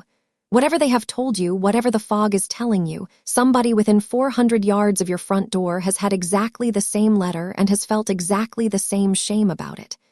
9 out of 9 in my community. Go and knock. The clipboard is not the point. The question is the point, and the question is, what happened next? And the third is the one I would carve on the clubhouse. Ask for page 2. Whatever your version of page 2 is. The base fee is never where the business is. Nobody hides anything in the number that goes in the report. It is always on the second page, in the itemized list, in a category with a bland name, and the reason nobody has found it is not that it is hidden. It is that no one has ever asked for the whole document. My husband asked. He asked 3 times in a room in August of 2022 and got voted down 5-2. He was right, and it took 26 months and a woman with a clipboard and 131 answered doors to prove it, and he never knew. People ask whether I forgave them, and it is the wrong question, and I have started saying so. There is nobody to forgive. That is what I could not make anybody understand for about a year, and what I have stopped trying to explain at dinner parties. Grady Pell administered a fee schedule that his employer set. Whitman Doggett signed 4 lines that his manager drafted. The crew from Verity Grounds executed a work order with an address on it, and the only one of them who did anything at all wrong was the one who put a plastic label back in the soil. And that was not wrong. That was the single decent act in the whole sequence. The board that voted 5-2 against my husband in 2022 was 5 volunteers being told by a professional that circulating a commercial contract was not appropriate. And they believed him, because why would they not? He was the professional, and they were retired people who wanted the hedges cut. You can go all the way up that chain and never find a person who did a thing you could put in front of a judge. What you find at the top is a fee schedule. A piece of paper with numbers on it that makes a violation profitable, approved once in 2017 by a board that no longer exists, and then simply left running for 7 years the way you leave a tap running. I have thought about this more than is healthy, and the closest I can get is, It is not that nobody was responsible. It is that responsibility was divided into 11 pieces so small that no individual holding one could reasonably be expected to notice they were holding it. That is not an accident of the system. That is the achievement of the system. It is the product. What I do get angry about, still, 4 years on, is narrower and much more specific. It is the 30-day clock.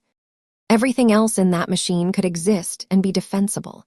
Standards, a species list, a fee schedule, even the 22%, all of it could survive contact with a reasonable person if there were one single thing in the process that asked whether the person on the other end was all right. 30 days is the number that turns an administrative system into a sorting mechanism. 30 days from a letter that goes in a storm door. 30 days for a woman who buried her husband in March and cannot open post in January. 30 days for a man of 84 who is at a memory care facility every morning at 11. Nobody chose 30 days to catch the bereaved. Somebody chose 30 days because it is a round number that fits a monthly billing cycle. And a round number that fits a billing cycle, applied without exception to 211 households, will find the 9 people in the worst year of their lives with more accuracy than any deliberate campaign could manage. It finds them every single time. It cannot help finding them, because the only thing it measures is whether you were functional in a particular month, and it charges you for the answer. That is what I would say to anybody who runs one of these. Not, be kinder. Just put a phone call in before the escalation. 11 minutes. It costs 11 minutes, and it is the difference between a system that maintains a community and a system that harvests its worst month. The bed is 4 years old now, and it is not as good as his was. I want to end honestly. The roses took 2 seasons to settle, and I lost 3 of the 11 in the first winter because I planted them in November in the rain like an idiot and did not mulch properly. Ivo will not accept money and has never once mentioned it, and I have simply had to accept that. The rosemary in the pot by the back door is enormous and is the actual original plant, grown from the 11 inches of root I found with a kitchen fork, which makes it, technically, the same rosemary his mother had in Vermont, propagated twice, which is the only inheritance either of us ever cared about. I have not put hellebores back. 4 years, and every autumn I think about it and buy the compost, and then do not. Delphine asked me about it once, and I said something about the drainage, which was a lie, and she let it be a lie, which is one of the reasons I love her. The truth is that hellebores flower in February, and I do not want proof anymore. I did in 2024, when I stood at that window every morning for 6 weeks and did not tell anybody why. I do not now. I know he was there. It has stopped being a thing I need a plant to demonstrate, and putting them back in would be a small performance of a grief I have actually, slowly, mostly finished having. That is not a triumphant ending, and I know it. Somebody once told me the correct ending is that I replant them and it comes full circle. But he did not plant them so I would have a garden. He planted them so I would get through one specific February, and I did, and the plants did their job, and a company tore them out 14 months later and earned $646.80 for doing it, and none of that changes what they were for or whether it worked. The last thing. In the spring after the contract ended, the new management company sent out its first community newsletter, and at the bottom of it, under a heading about landscaping standards, there was a paragraph explaining the new contact requirement. 2 sentences, extremely boring. And Terrence, Ojo, photographed it and sent it to the 9 of us with no message. I have that photograph. It is a picture of a paragraph in a newsletter that nobody in that community read except us, describing a procedural step that costs 11 minutes and will never be noticed by anybody it protects. That is what winning looked like. Not the meeting, not the vote. A boring paragraph in a newsletter and 9 people who found out they were 9. If somebody tears out something of yours, and everything about the process was lawful, and there is no villain anywhere in the chain to point at, and the lawyer tells you it is monstrous and lawful, and those are not the same question, then the thing you are looking for is not justice, and you will exhaust yourself hunting it. The thing you are looking for is page 2, and 11 other people who thought it was just them. I have not said enough about Delphine Aucaffer, and she is the reason any of it worked, so I am going to fix that. She is 73. She was a school administrator for 31 years, which is a job that consists almost entirely of being the only person in a building who knows where the paperwork is. She moved into number 14 in 1999 with a husband who left in 2006, and she has been there alone ever since and has never once described that as a sad thing. She was on the board for 11 years, secretary for 6. She signed the Calder-Vane contract in 2017, and she has never let herself off it. The first time I said something absolving about that, something like, "You couldn't have known," she stopped me in a way I have not forgotten. She said, "Do not do that. I read the fee schedule in 2017. I read every page because I read everything. I saw the letter charges and the 22%, and I thought, that is how they make it worth their while.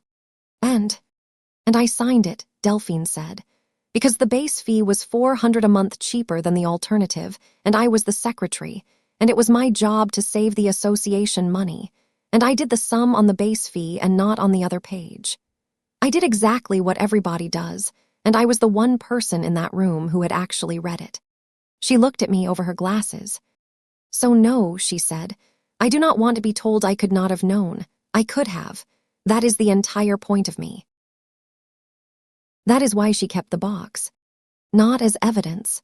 She has been extremely clear about that. She was not building a case for 6 years. She kept it because from about 2019 she started noticing the remediations, and every time one happened she wrote it on a sheet of lined paper, and she could not have told you why. "It was penance," she said once, and then took it back, and then said, "No, it was the school in me. When you cannot fix a thing, you write it down properly so that whoever comes next does not have to start from nothing." The 19 addresses on that lined sheet are 6 years of one woman refusing to let something be untraceable, without any plan for what it was for. And the W beside 11 of them she added later, in a different pen, all at once, in the January of 2024, 3 months before they came for my garden. I asked her when she had put the WS in. She said, the day after Auburn's driveway. I sat down and went through the list and I saw it. She was quiet for a moment. "And then I did nothing for 15 months, Cora, because I am 73 and I did not have it in me to be the woman who starts a war in her own street. And then a mini digger turned up at 41 and I thought, right, well, there it is." We are not the same kind of person, and it very nearly did not work. There were 2 genuine arguments. The first was in the July, about the lawyer, which she thought was a waste of $1,100 and which she was right about. The second was in the September, and it was bad enough that I did not go to number 14 for 9 days. It was about the 9. I wanted to name them at the meeting.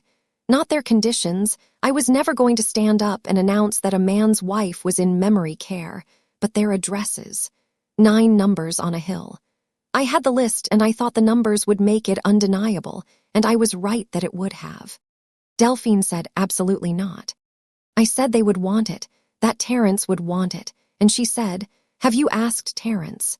Have you asked Auburn Voss whether he wants 168 people to be able to work out that number 108 is the man who could not cope with a letter?" I had not asked. And she said the sentence that ended the argument, and that I have applied about 11 times since in completely unrelated parts of my life. "You are about to do to them exactly what was done to you. You are about to decide, on their behalf, what they can handle, because you have worked out that it would be effective." I sat with that for 9 days, and then I rang her and said she was right, and she said, "I know. Come and get your box back. It is under my stairs and it is in my way." I asked all 9. Individually on their doorsteps in the 10 days before the meeting. I asked whether they were willing for me to say the number 9 and whether any of them wanted to be named. All 9 said yes to the number. None of them wanted to be named. And Auburn Voss stood up in that clubhouse entirely on his own, uncalled, and named himself in 7 words, which he had told me 11 days earlier that he did not want to do. That is his to have done, not mine to have arranged. There is an enormous difference, and I did not understand it until Delphine spent 9 days being furious with me. The other thing I got wrong, and it is a strange one to admit, is that I assumed for about 6 months that the community would be on my side. It was not, particularly. That surprised me more than anything else in the whole year. Of the 131 people who answered a door, I would say about 40 were genuinely engaged. About 70 were pleasant and uninterested, and about 20 were actively irritated with me. The irritated ones were not defending Calder Vane. Not one of them said a word in favor of the management company. They were irritated because I was making a thing where there had not been a thing, and a hillside of 211 beige houses runs on there not being a thing. One woman said, and I have quoted this to about 40 people since, "I'm sure you're right, but I bought here so I wouldn't have to think about any of this." That is the most honest sentence anybody said to me during the entire year, and it explains homeowners associations better than the 41 pages of covenants do. People do not join these communities to be governed well. They join them so that somebody else will handle it, and the price of somebody else handling it is that you do not look at page 2, and most people, most of the time, consider that a completely fair trade. They are not wrong to. I want to say that at the end, because it would be easy to be superior about it, and I have lived there for 14 years, and I did not read the covenants until a mini digger turned up either. The records request is the single most useful thing in this account, and I did it nearly wrong twice, so I am going to set out exactly how it works. Every state has a statute giving an owner in a common interest community the right to inspect the association's books and records. The wording differs. The principle does not. You are a member of a corporation, and the corporation's records are, within limits, yours to see. It is not a lawsuit. It is not a favor. It does not require a lawyer, and mine cost $11 in postage. Here is what I got wrong the first time. I wrote, in June, asking for all records relating to the enforcement action against 41 Bellhurst Ridge. That is the natural thing to write, and it is the worst possible request. It is about me. It invites the association's lawyer to treat it as a dispute, which means it goes to the lawyer, which means it comes back narrow and slow and costs the association money that eventually appears on a levy. I withdrew it 4 days later on Delphine's instruction, and she made me sit at her kitchen table and rewrite it, and she took a pen to it 3 times. The version that worked did not mention me at all.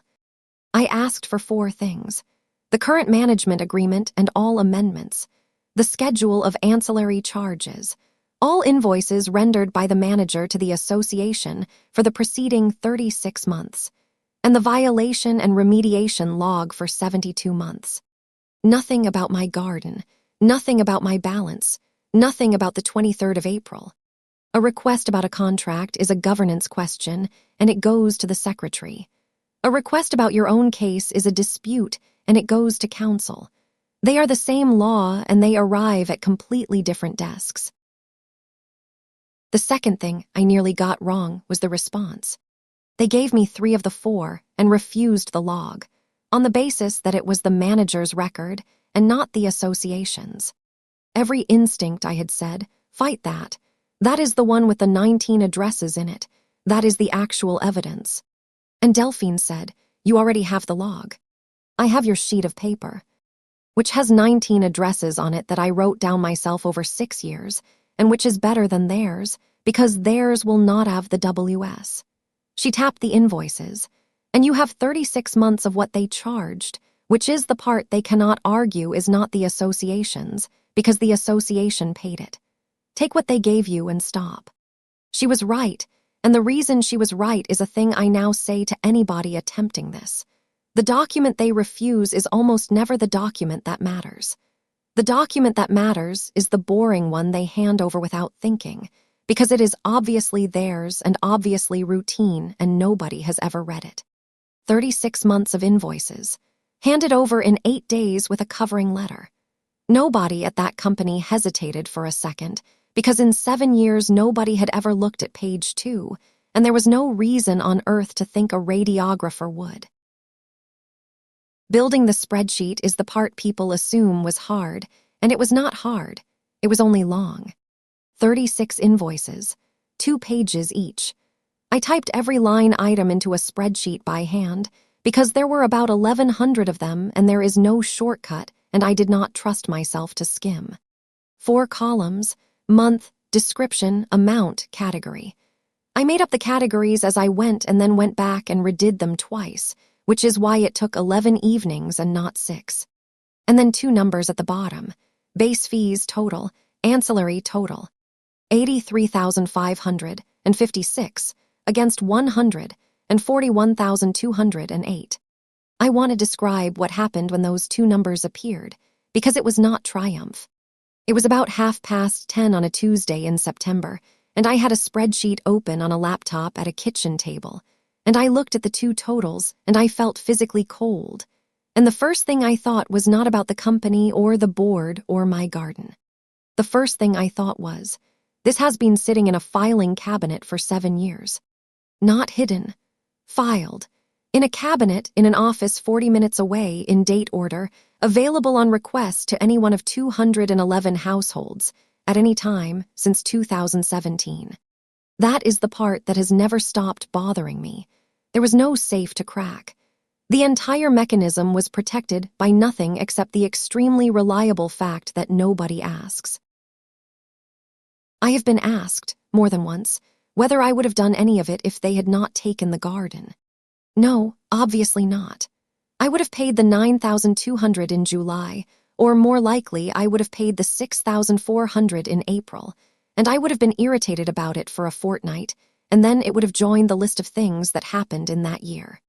And Aubryn Voss would still be $4,100 down, and would still think it was his fault, and the Ferreiras would still be frightened of a letter about a gutter, and Terence Ojo would still believe there was something wrong with him.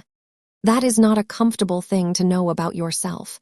Everything I did was downstream of a personal injury. I did not go looking. I got hit, and the specific way I got hit happened to give me a reason to count. Delphine says this does not matter, and that motives are for novels.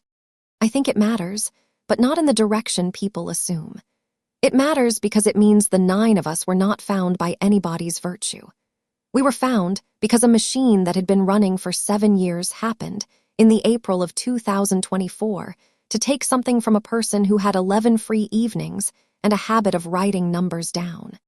If it had taken a driveway from a man of 84, nothing would have happened at all. It did, in 2022, nothing happened. There is a practical section I want to include, because 4 people have now asked me, and I have started writing it out for them, and it may be the most useful thing here. If you get a letter from an association, and you cannot deal with it, open it and read only the date and the deadline. Nothing else. Write the deadline somewhere you will see it. That is the entire first step, and it takes 11 seconds, and it is the step that everything else fails without. Ring the number on the letter and say 1 sentence. I have had a bereavement, or I am seriously ill, or I have a family emergency. Do not explain. Do not justify. Say it and ask them to note it on the file.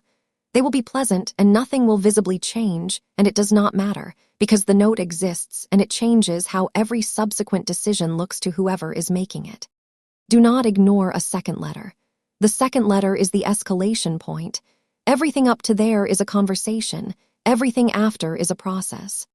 If the escalation has already happened and there is a charge, do not sign a payment plan in the first phone call. A payment plan is an acknowledgement of the debt. Once you have signed it, you are a person on a plan and not a person with a question. And ask for the records. In writing about the contract and the fee schedule and the invoices, not about your own case. Then read page 2. None of that is legal advice. I am a radiographer. It is what 9 people on a hillside learned by getting it wrong first. I gave that list to a woman called Odalise Bright in the March of this year, in a car park outside a community center 11 miles away, after I had spoken at her association's annual meeting. Her husband had a stroke in 2024, and she had not opened post for 7 months, and there was a lien on her house for $11,000 over a fence and a shed. She had come to hear me speak because her daughter found the newspaper piece. And she said at the end in the car park the sentence, not similar to it, the sentence. She said, I thought it was just me. I have heard it now from 14 people in 4 communities, and it is always exactly those 5 words, and I have stopped being surprised by it and started finding it genuinely frightening, because a phrase that specific does not come from nowhere. It comes from a system producing the same feeling in the same shape in different people who have never met. I gave her the list. She read it standing beside her car, and then she said, can I ask you something? Did you get your garden back? And I said no. And Odalise Bright said, right. And then, after a moment, but you got the paragraph in the newsletter. I had told that story from the stage 40 minutes earlier. The bit about Terrence photographing 2 boring sentences and sending it to the 9 of us with no message. She had listened to a woman describe 4 years of her life, and the thing she took away, the thing she repeated back to me in a car park, was the newsletter paragraph. That is when I understood what I actually have to give people. It is not the meeting or the vote or the terminated contract. Those are outcomes, and they are not transferable. Her association is not mine, and her board is not mine. What transfers is the paragraph. The idea that the win is small and procedural and boring, and that it is still a win, and that you are allowed to want that instead of justice, because justice is not on the menu and the paragraph is. I want to set down what the first year actually looked like, because I have written a great deal about a spreadsheet and almost nothing about March 2023 to March 2024, and the whole of this story sits on top of that year. He died on the 14th of March at 4:20 in the morning, at home, in the front room, because the front room has the bay window and he wanted the light. The funeral was on the 24th, and there were about 200 people, which astonished me.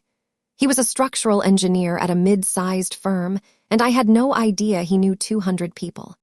Then April happened, which was casseroles. There were 11 of them in that freezer, and I did not eat one. There were 40 visits and a great many phone calls, and somebody organized a rota to check on me, which I found out about by accident and which mortified me. Then June happened, which was fewer. Then September happened, which was almost nothing. And by November I was going 4 or 5 days at a stretch, without saying a word to another human being outside work. Nobody did anything wrong. Every single one of those people was kind, and they went back to their lives on the completely ordinary schedule that people go back to their lives on, and the thing nobody tells you is that the withdrawal of attention is not gradual. It is a cliff, and it happens at about month 5. The first letter from Calder Vane arrived in January 2024, month 10. I have thought a great deal about the hall table. It was a pile of about 40 items by the April. Bank things, 2 insurance letters, the pension people, a card from Nils's cousin, and 4 envelopes from the association. The pile is not laziness, and it is not depression exactly. I have talked to a bereavement counselor about it since, and she had a phrase for it that I have kept, which is that post is second person. Everything on that table was addressed to somebody. Mr. and Mrs., the estate of, dear homeowner. Every envelope required me to be a person in a category, and in that year I did not know which categories I was in anymore. So the envelopes stayed shut, and the pile got taller, and every day I walked past it, I felt slightly worse about it, and feeling worse about it made opening it harder, and that is a loop that has no exit unless somebody physically arrives. Nobody arrived. There is no mechanism anywhere in that system for somebody to arrive. That is why the hardship policy I fought for from January to June is a contact requirement and not a leniency provision. Because the answer was never mercy. The answer is a knock on a door. 11 minutes. There is one thing I have not said, and it is the reason I have written any of this down, and I have gone back and forth about whether to include it. In the February of 2024, 6 weeks before they took the garden, I stopped opening the curtains in the front room. I did it because the light was wrong and it was February and there was nothing to see, and I told myself that for about 11 days. The truth is that the hellebores had come up. They had come up exactly as he said they would, 41 of them in the bed at the front, in the worst month, in the 2nd February, and I could not look at them.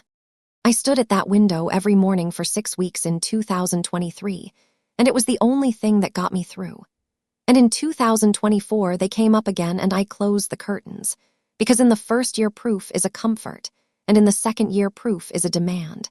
And I was not ready to be visited by him every morning through a pane of glass in a month when I was already barely functioning. So for 6 weeks, I did not look at my husband's garden. And then on the 23rd of April, 4 men took it away. And I have had to live since with the fact that the last 6 weeks I could have spent looking at the thing he planted for me. I spent with the curtains shut. That is what I actually carry. Not Calder Vane, not the $646.80. 6 weeks of closed curtains, and no way on this earth to get them back. Delphine is the only person I have said that to, and she did not try to make it better, which is why I told her, and not anybody else. She said, "You will not be able to fix that." No. So what do you want to do with it? And I said I did not know. And she said, "Then put it somewhere useful." And that is, more or less, why I have told this whole thing to anybody who will listen. And why I said yes when the regional paper rang again 18 months later. And why I have sat in 4 community meetings in other associations since and read out a version of the 4 minutes.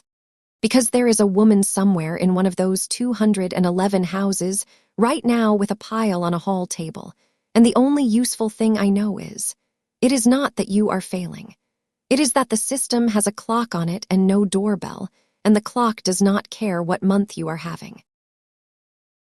The 9 of us met in the September, 4 years on, at Marta Ferreira's. Auburn Voss is 88 now and does not drive at night, so Terrence collects him. He still brings the same 4 photographs of Nadine. Nobody has ever suggested he bring different ones. Ryson, Behin's Magnolia, is about 11 feet. The Ferreira's daughter is 8 and did a project at school about the neighborhood and interviewed 4 of us for it, and asked me what the hardest part was, and I said the paperwork, because she is 8. And at about 10 o'clock somebody asked, as somebody always does, whether we thought it was happening somewhere else. And Delphine Aucaffer, 77 now, said, "Of course it is. There are 300,000 of these. We fixed one hillside." Somebody said that was depressing. And she said, "It is not depressing at all. It is one hillside, and there are 9 of you in this room who would have paid quietly and never met each other.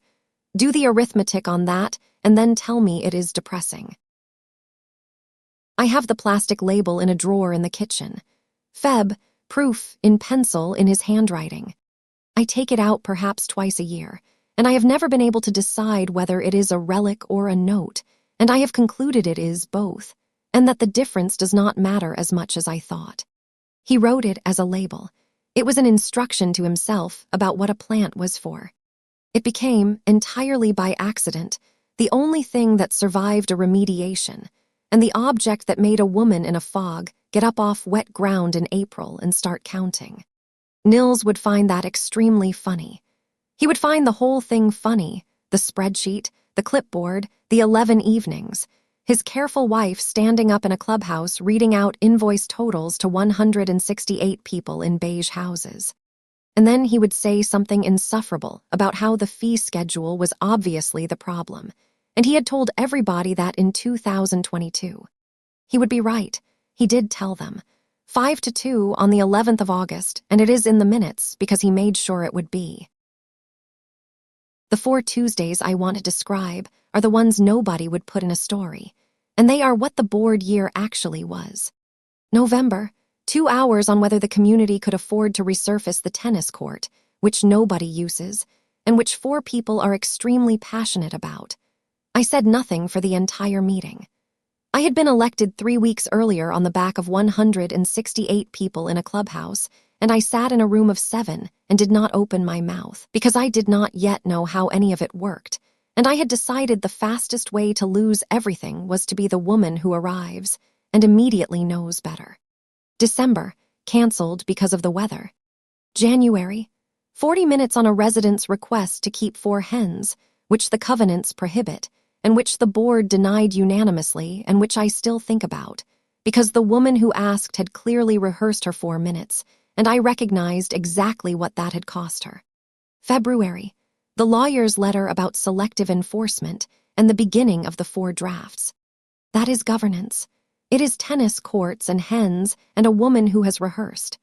There is no version of this where you get to do the thing you were elected for and skip the rest, and I have watched 2 people since get elected on an issue, discover the tennis court, and resign within a year. The thing I was least prepared for was how much I liked some of them. Bram Halloran, the retired accountant, voted against me twice on procedure in the first 3 months, and then spent 11 evenings of his own time going through the 6 management proposals line by line, unasked, and produced a 4-page comparison that is the only reason we chose correctly. He came to my house in the March to deliver it, would not come in, stood on the step and said, "The 5th one is the right one and it looks like the wrong one, and if you present it as saving money, you will lose the vote. Present it as removing an incentive." That is the sentence that won it, not mine, his. And in the June, on the hardship policy, the man who had voted against me on almost everything, a man called Denny Prosser who is about 60 and does not like me, was the one who said, in a meeting, if it's a contact requirement and it applies to everybody, I don't see the problem. And that ended a 4-month argument in about 11 seconds because it came from him and not from me. I have thought about that a great deal. The 2 things I actually achieved on that board were both delivered by men who did not particularly like me, in rooms where my saying it would have made it a faction. That is not a lesson about humility. It is a practical fact about small boards. On a board of 7 volunteers, the person who wants a thing is the worst possible person to propose it, and if you cannot bear that, do not stand. I stood down in the October, after 11 months, and did not seek re-election. People assumed I was disillusioned. I was not. I stood down because the 2 things were done, the contract and the contact requirement, and because I had watched what a second year does to people.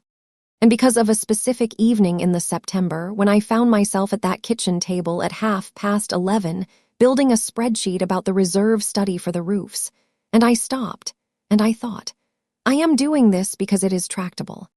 The same reason I did all of it. A reserve study has an edge on it and a next step, and February does not. I had built, without noticing, a completely respectable way of never being alone in a house with nothing to do. 11 months of Tuesdays and 4 subcommittees and 194 doors. Delphine, when I told her, said, yes, in the tone of a woman who has been waiting a while to be asked. The bereavement group is where I ended up instead, and I went for 14 months. Petter, the man who said the thing about the second year, became a friend and is now the person I ring on the 14th of March, which is Nils's date, because he rings me on the 9th of June, which is his wife's. We have never once discussed the association. He knows the outline and finds it slightly comic, which I have come to appreciate enormously. He is the only person in my life who treats 4 years of homeowners association warfare as a mildly amusing hobby rather than a moral crusade. He said, once, "You do know that if they'd taken the shed you'd have paid the invoice." I said yes. And he said, so it isn't really about them. It's that they took the only thing he made you. Which is completely correct, and which nobody else has ever said out loud, and which is why I ring him on the 14th of March. I am 50 now. The bed is 4 years in and the roses are doing what roses do, which is thrive on neglect and die the moment you take an interest. I have started, this last year, doing a thing I did not expect, which is that I keep the front bed slightly better than I want to. Not for him, I want to be clear, because it would be neat, and it is not true. He does not need a garden and I have stopped believing in an audience. I keep it well, because number 108 walks past it every morning at 10 to 11 on his way to the bus. Aubryn Voss is 88 and Nadine has been dead for years, and he still goes out at 10 to 11 every single day, because that is when he used to go and see her, and he has never adjusted the time. He stops at my gate, not every day, perhaps twice a week, And he looks at the bed and says something about it, usually critical, usually about the pruning, and then he goes on to the bus and comes back at about 2. That is who the garden is for now. An 88-year-old man with a fixed route who needs one thing on it that is worth stopping at. If I could put one sentence somewhere that everybody in a community like mine would read, it would not be about fee schedules or page 2 or the 30-day clock, although all of that is true and all of it matters. It would be this: somebody on your street is not opening their post right now. Not because they are careless. Because something has happened to them that has made an envelope into a demand they cannot meet, and they have not told anybody, and they will not tell anybody, and they are quietly certain that everybody else on that street is managing, and they alone are not. You will not be able to identify them by looking. Auburn Voss's driveway was cracked, and his lawn was immaculate. He was mowing it twice a week because it was the only thing he could control. There is no system that will find that person. Not the association, not the manager, not the covenants, not any policy I fought for or any statute I used. The only thing that has ever found that person is another person knocking on the door and asking one ordinary question, and then not asking a second one. That is the entire practical content of 4 years of my life. It took a spreadsheet with 1,100 line items and 194 doors, and a terminated contract to arrive at something my husband could have told me in 2022 with a spade in his hand. Go and knock. That is all. Somebody within 400 yards of you thinks it is just them. There is a coda, and it happened last spring, and I did not expect to be writing it. A letter came from a law firm in another state, addressed to me by name at 41, and my first reaction on seeing the envelope was a lurch of pure animal fear, which tells you something about what 4 years of association correspondence does to a person. It was not about Bellhurst Ridge. It was from a firm acting for a group of homeowners in a community of 400 houses about 200 miles south, and they had found the regional newspaper piece, and they were asking whether I would be willing to speak to them about the fee structure at their management company. It was the same company, not a similar one. Calder Vane Property Group, managing a community of 400 houses, with, as far as anybody could establish from the invoices that eventually came out, an identical schedule of ancillary charges. I said yes, and then spent about 4 months regretting it, because it turned out to be depositions. That is a word I had never once had to think about. It means a room with a court reporter in it, and a lawyer asking you questions for 6 hours about a spreadsheet you built at a kitchen table. I was not a party. I was a witness to methodology, which is a phrase their lawyer used and which I have kept. They did not need me to say Calder Vane were villains. They needed somebody to explain, on the record, how you take 36 invoices and produce 2 numbers, and that the ancillary total exceeded the base management fee, and that a board is shown one line called management services. 6 hours, 2 sessions. I was extremely nervous and I did badly in the first hour and then remembered that I have spent 21 years explaining images to consultants, and after that it was fine. The defense lawyer asked me, near the end of the second day, whether I had a personal grievance against his client. And I said yes. He had clearly expected a denial and had a follow-up ready and did not use it. I said, I have a personal grievance. My husband's garden was removed, and your client earned $646.80 from arranging it, and I have never pretended otherwise, and none of that changes what is on page 2 of their invoices, which they produced themselves, and which I did not write. That matter settled in the November, confidentially, which means I do not know the terms, and neither does anybody outside it. What I do know is what is public. Calder Vane Property Group changed its standard fee schedule across all managed communities in the January. The letter charges are gone. The remediation coordination percentage is gone. It is a flat per door model with a variation charge for large capital projects. I found this out because their new schedule is a public document that they now, for the first time, publish on their website. I want to be careful about the arithmetic of that, because it would be very easy to end this account with a woman on a hillside changing an industry, and that is not what happened. I do not know whether the litigation caused it. I do not know whether it was the newspaper, or a different community entirely, or an insurer, or simply a business decision made for reasons I will never see. What I know is that a company that earned $141,000 in 3 years from violations at 211 houses no longer earns anything at all from a violation letter, anywhere, and that this is true across however many communities they manage. Delphine and I worked out the number once, on the back of an envelope at her kitchen table, badly. If they manage even 60 communities, and if Belhurst Ridge was average, then the fee schedule that took my husband's hellebores was generating something in the region of $2.5 million a year across their whole book, all of it coming out of the pockets of people who had failed to open post inside 30 days.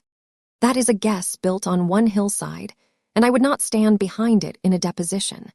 But it is the right order of magnitude, and it tells you why nobody at that company was ever cruel to me, and why Grady Pell was unfailingly warm, and why they offered $9,200 in August without blinking. Nobody was angry at me. I was a line item in a risk assessment, and for about 18 months I was a cheap one, and then I was not. Here is the last thing, and then I am finished. In the deposition, on the second day, the lawyer asked me to identify the plants that had been removed from the front elevation of 41 Belhurst Ridge on the 23rd of April 2024. And I said, 11 Rosa Compassion, a rosemary hedge propagated from cuttings, a bay in a pot, and 41 Helleborus orientalis.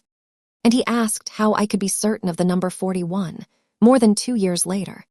And I said because my husband told me. He said 41 when he planted them. He was a structural engineer, and he counted everything, and he told me the number while he was doing it, in the dark, in November, 11 days after he was told it was stage 4. There was a pause in that room, and the court reporter kept typing, because that is her job and she is very good at it. And I watched her hands and thought about the fact that everything anybody says in a room like that gets written down exactly, forever, whether or not anybody ever reads it. Which is, when you think about it, all my husband ever wanted from that board. He asked 3 times for a document, in a room with a person taking minutes, and was refused 5-2, and made certain the refusal was recorded. 26 months later, his widow read the numbers out to 168 people. 4 years later, a court reporter in another state typed the word 41 into a transcript. He would say that is not vindication, that is just a record, and that the two are not the same thing. And then he would say, because he could never leave it, that the record is the only part that lasts.